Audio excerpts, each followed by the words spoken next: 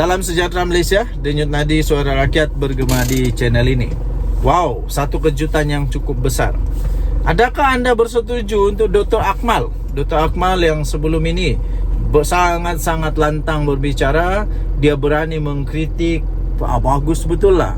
Sebenarnya kalau orang melihat daripada luar, dia ni agak celupar begitu. Tapi sebenarnya apa keceluparan dia tu bagus. Terutamanya baru-baru ini yang saya paling suka adalah apabila dia cukup berani menegur pekerja-pekerja yang tidak dapat melakukan kerja yang baik di dalam pembelian meja, kerusi atau apa-apa yang berkaitan dengan itulah. Okey, jadi adakah anda setuju Dr. Akmal patut dijadikan Ketua Menteri Melaka, menggantikan Ketua Menteri Melaka yang ada sekarang ini? Adakah anda setuju sekiranya Dr. Akmal dinaik pangkatkan? Naik pangkat ni. Dinaik pangkat untuk jadi Ketua Menteri Melaka.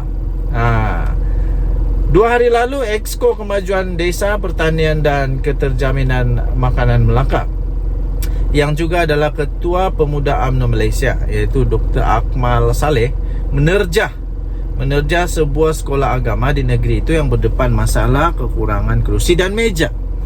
Berikutan masalah tersebut yang diterimanya daripada aduan ibu bapa, seramai 34 murid di Sekolah Rendah Agama SRA Jabatan Agama Islam Melaka, Jaim, Air Merbau, terpaksa belajar dengan duduk di atas lantai. Dalam satu video terjahnya itu, masalah tersebut dikatakan berlaku susulan daripada kelewatan oleh pihak pengurusan bahagian pendidikan Jaim menyelesaikan masalah terbabit.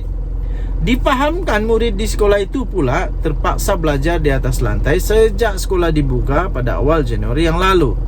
Selepas menerja dan kemudian menghubungi Pegawai Kewangan Negeri Melaka, seterusnya Jaim sendiri berjanji akan menyelesaikan masalah tersebut dengan seberapa segera.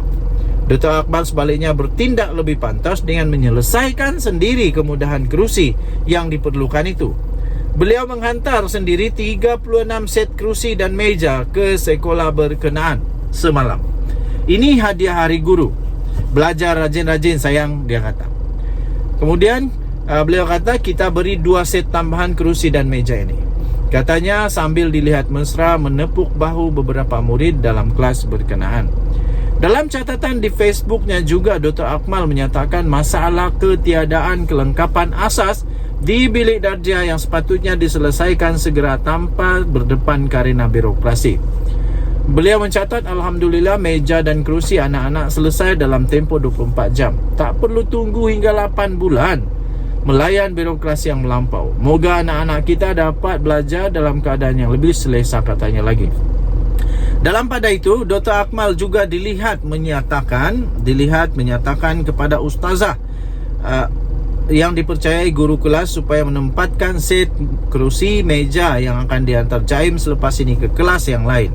Syabas, inilah pemimpin berjiwa rakyat yang sejati. Meskipun ada yang berbeza pendapat tentang apa yang dilakukan oleh Dr. Akmal itu, sambil ada pula mengatakan gaya kerjanya agak sedikit kasar.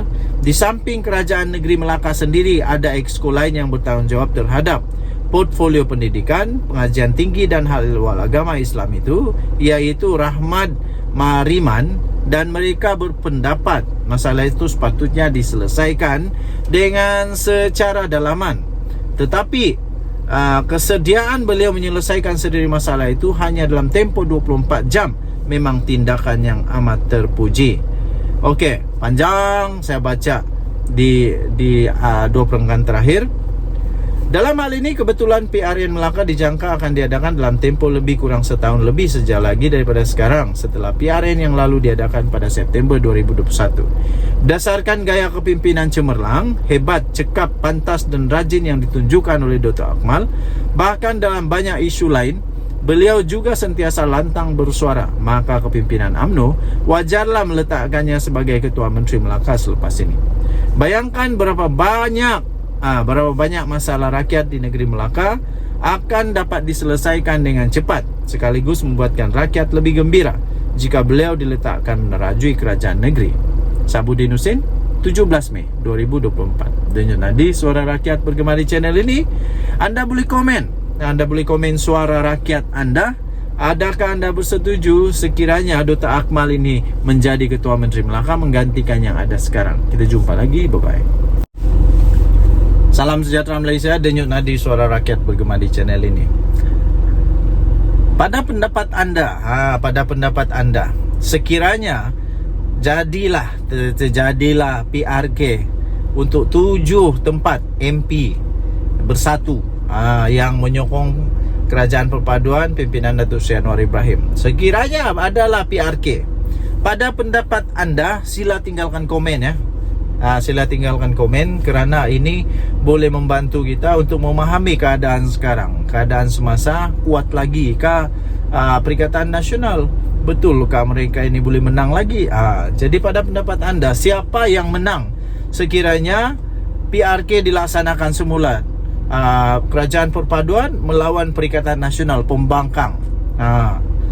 Siapa yang menang? Siapa yang menang? Adakah berlaku sekali lagi kejayaan yang cukup manis seperti yang berlaku di Kuala Kubu baru?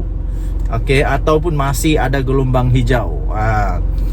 Tapi Kerajaan Madani tak usah takut pada PRK 7 kawasan. Oleh Syabuddin Husin 18 Mei Bersatu dilaporkan telah menghantar surat tuntutan kepada 6 ahli parlimen dan seorang adun parti itu yang sebelum ini berpaling tada untuk mereka menyatakan pendirian politik masing-masing. Mereka telah diberikan tempoh selama 14 hari untuk menjawab surat tersebut. Di bawah Akta Lompat Parti, bersekali dengan pindaan perlembagaan bersatu yang diluluskan baru-baru ini, kesemua 7 wakil rakyat berkenaan dikira boleh terhenti keahliannya dan perlu mengosongkan kerusi masing-masing bagi memberi laluan kepada pilihan raya kecil untuk diadakan. Satu-satunya cara yang boleh menyelamatkan kedudukan mereka ialah dengan kembali setia dan patuh kepada arah 7 bersatu. Sehingga ini hanya 2 daripada ahli parlimen berkenaan mengaku telah menerima surat tersebut. Ahli Parlimen Labuan, Suhaili Abdul Rahman, mengumumkan tidak akan berganjak daripada sokongan yang diberikannya kepada Datuk Seri Anwar Ibrahim sebelum ini. Katanya beliau menolak surat tuntutan itu dan akan kekal untuk menyokong Perdana Menteri Datuk Seri Anwar Ibrahim. Kemudiannya, ahli parlimen dari Bukit Gantang, Syed Abdul Husin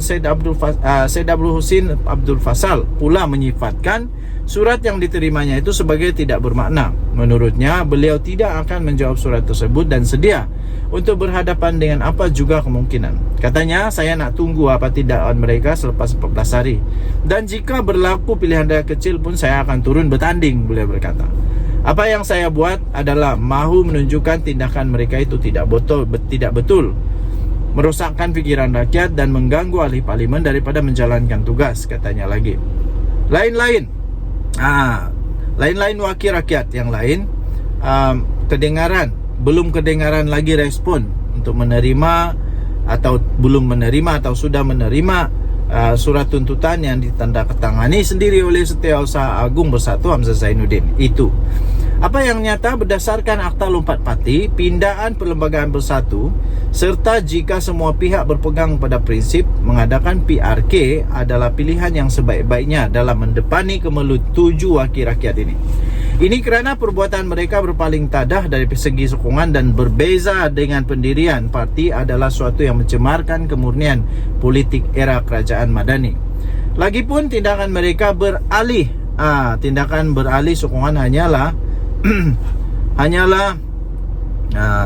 semata-mata kerana memerlukan peruntukan, dan dalam bahasa kasar mereka ini tidak mempunyai jiwa perjuangan yang sejati. Sepatutnya mereka sedar siapa yang memenangkan mereka sebagai ahli parlimen atau adun, dan jika tidak sanggup lagi memikul beban tanggungjawab, yang terpuji ialah meletak jawatan supaya wakil rakyat baru dapat dipilih semula. Ini tidak, gelaran yang berhormat mahu, gaji dan allowance sebagai wakil rakyat juga mahu, tapi tidak sanggup berdepan gelombang ujian.